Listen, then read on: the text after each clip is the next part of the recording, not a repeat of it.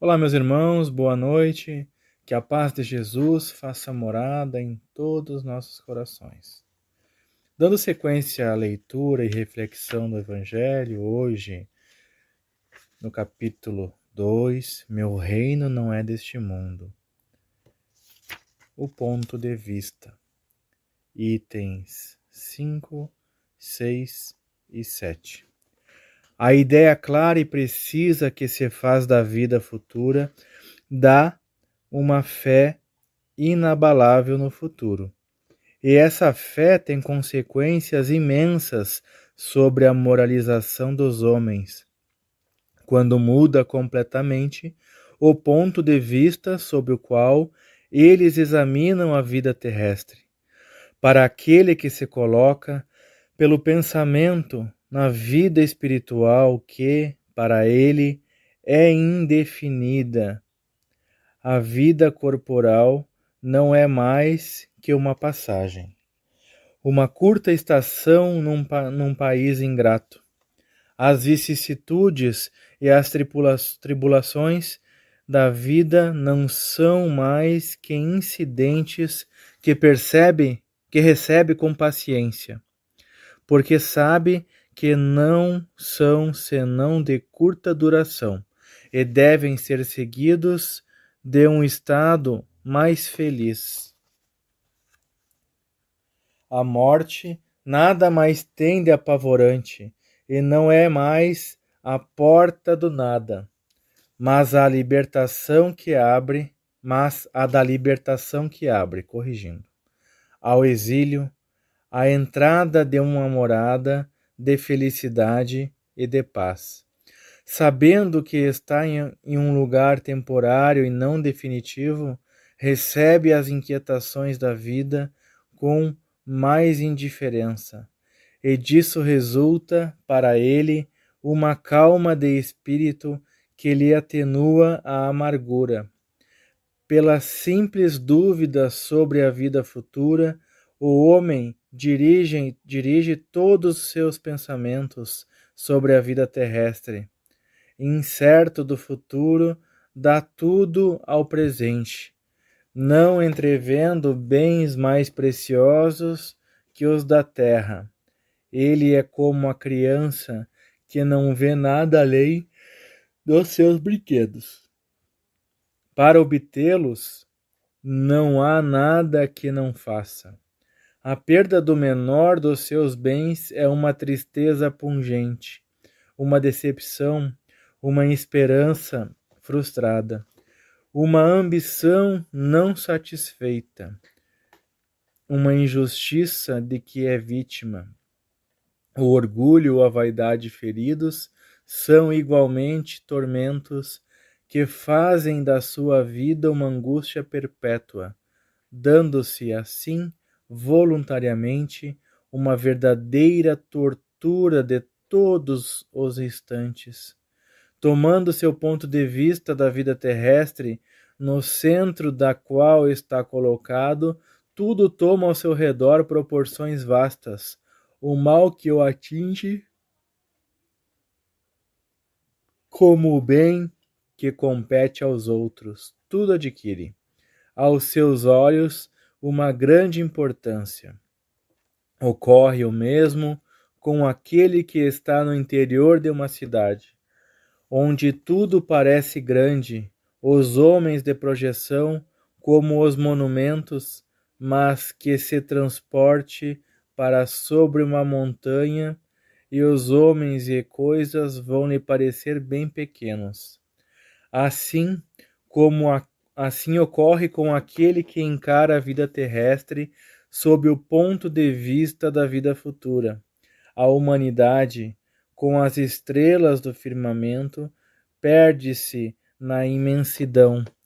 Ele se apercebe, então, que grandes e pequenos estão confundidos como as formigas sobre um torrão de terra, que proletários e potentados são do mesmo talhe, e lamenta esses homens efêmeros que se dão tanta inquietação para conquistar um lugar que os eleve tão pouco e que devem manter por tão pouco tempo. É assim que a importância atribuída aos bens terrestres está sempre na razão inversa da fé na vida futura. Se todo o mundo pensasse desse modo, dir-se-á, ninguém se ocupando mais com as coisas da terra, tudo periclitará. Não, o homem procura instintivamente seu bem-estar e, mesmo com a certeza de não estar senão por pouco tempo num lugar, ainda quer aí estar melhor ou menos mal possível. Não há ninguém que, achando um espinho sob a mão, não o tire para não ser picado. Ora, a procura de bem-estar força o homem a melhorar todas as coisas, possuído que está do instinto do progresso e da conservação, que está nas leis da natureza. Ele trabalha, pois, por necessidade, por gosto e por dever, e nisso cumpre os desígnios da providência, que o colocou sobre a terra para esse fim. Somente aquele que considera o futuro não atribui ao presente senão uma importância relativa e se consola facilmente com seus fracassos, pensando na destinação que o espera. Deus não condena, pois, os prazeres terrestres, mas o abuso desses prazeres em prejuízo das coisas da alma. É ainda contra esse abuso que estão prevenidos aqueles que se aplicam essas palavras de Jesus. Meu reino não é deste mundo. Aquele que se identifica com a vida futura é semelhante a um homem rico que perde uma pequena soma sem com isso se perturbar. Aquele que concentra seus pensamentos sobre a vida terrestre é como um homem pobre que perde tudo o que possui e se desespera. O Espiritismo expande o pensamento, ele abre novos horizontes, em lugar dessa visão estreita e mesquinha que o concentra sobre a vida, concentra sobre a vida presente, que faz do instante que passa sobre a terra a única e frágil base do futuro eterno. Ele mostra que essa vida não é senão um elo no conjunto harmonioso e grandioso da obra do Criador. Mostra a solidariedade que liga todas as existências do mesmo ser, todos os seres de um mesmo mundo e os seres de todos os mundos. Dá assim uma base e uma razão de ser a fraternidade universal, enquanto que a doutrina da criação da alma, no momento do nascimento de cada corpo, torna todos os seres estranhos uns aos outros. Essa solidariedade das partes de um mesmo todo explica o que é inexplicável, se considerar-se apenas uma parte. É esse conjunto que, ao templo do Cristo, os homens não teriam compreendido. E por isso, ele reservou o conhecimento para outros tempos. Bem, meus irmãos, esse trecho nos esclarece que a vida terrena consiste tão e simplesmente numa morada transitória.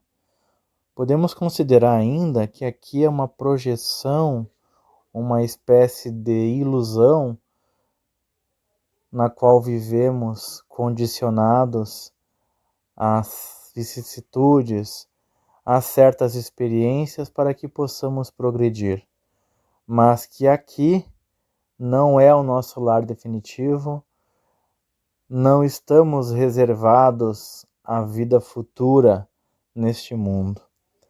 Esse texto ainda nos esclarece que, ao passo que vamos compreendendo que o que passamos, que o que enfrentamos nos serve como escola, nesse grande laboratório que nós estamos inseridos, seja na nossa família, seja no grupo espírita, seja no nosso círculo de amigos, seja onde for, toda experiência na qual passamos é oportunidade para nosso aperfeiçoamento, é oportunidade para que nós possamos quitar algumas dívidas, para que nós possamos reparar alguns débitos que contraímos ao longo das nossas existências, às vezes ajudando pessoas, às vezes passando por provas e expiações, e que tudo isso é provisório,